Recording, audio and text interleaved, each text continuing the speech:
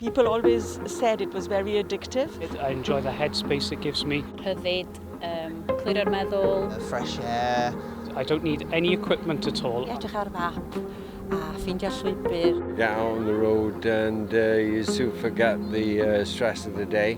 And once you're into running, you can't stop. Mae o'n rhoi amser I fi fy hun, fel mam I hodol bach ifanc. Dwi'n rhedeg achos ti'n teimlo'n free. And it's also kind of an accomplishment. It's good for my mental health. Mae'n neis cael gwneud rhywbeth o'n I bai am bod yn fam. It's a stress buster. Keeps me active.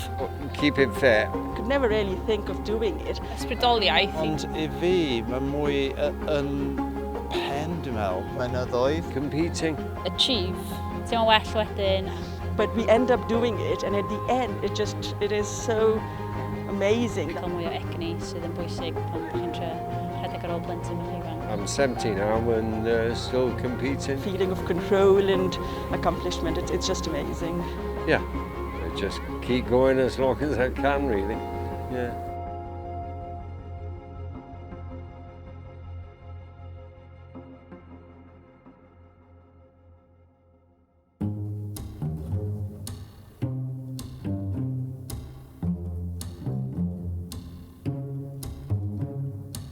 Wel, yn y grŵp o tua 12-15 ohonyn ni nath cychwyn y clwb 30 mlynedd yn ôl. Oherwydd doedd ddim clwb yma yn y dre.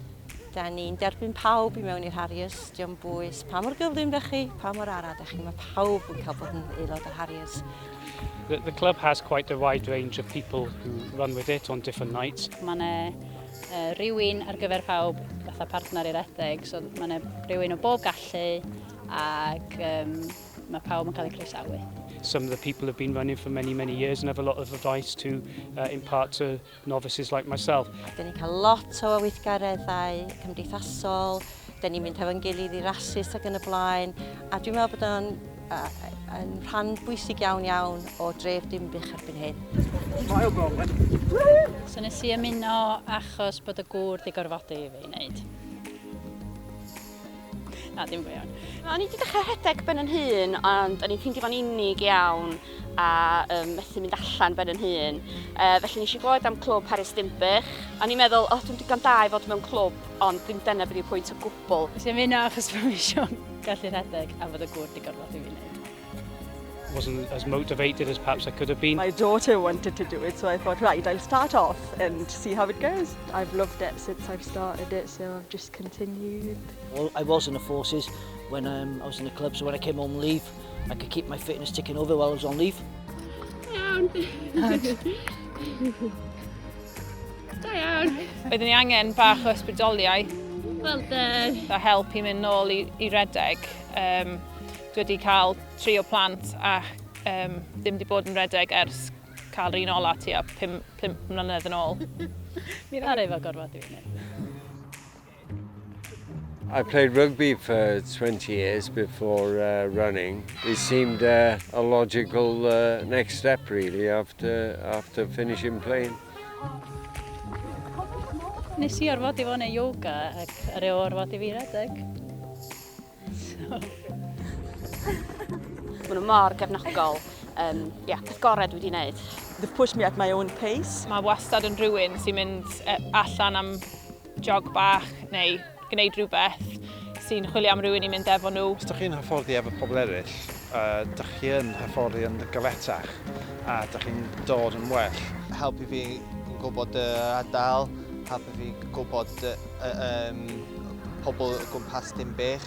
Rwan, ar ôl 30 mlynedd, mae gen I ffrindiau yn y clwb ac dwi'n edrych ymlaen a dod allan. When I started, I was so breathless at the end of 1 minute. Just the support, and every now and then you'll get a little joke from someone and you think it just takes your mind off the hard bit of running. And they said, you can do it. And today I ran 28 minutes. Harriers yn teulu mawr. And I can't sort of stress enough of how much this group has done for us, especially for me. I couldn't have done it without them, and I need to carry on with them because I know if I don't run in a group, I probably wouldn't, so they're amazing. Da iawn. Well done, da iawn. Dwi wedi bod yn aelod o'r Harriers ers tua 6 mlynedd bellach. Ers 2017. About 30 years. Ers y cychwyn, 30 mlynedd. Meddwl ys y tair 4 blynedd? 8 weeks. 8 weeks back. I think 8 weeks ago. 2021. 15 years. 4 mis yn ôl. So dechrau ers pan nath ni sefydlu yn 1991.